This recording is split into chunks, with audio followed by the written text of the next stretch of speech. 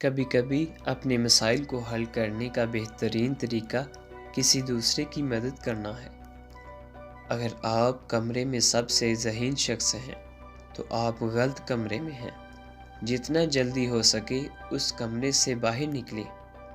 दूसरों को माफ़ करें, इसलिए नहीं कि वो माफ़ी के मुस्तहिक हैं, बल्कि इसलिए कि आप सुकून के मुस्तहिक हैं।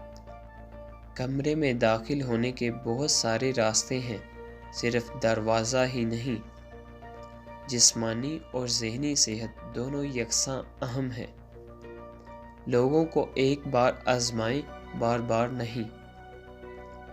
आप तभी बेहतर होते हैं जब आप किसी ऐसे शख्स के ख़िलाफ़ हों जो आपसे बेहतर हो।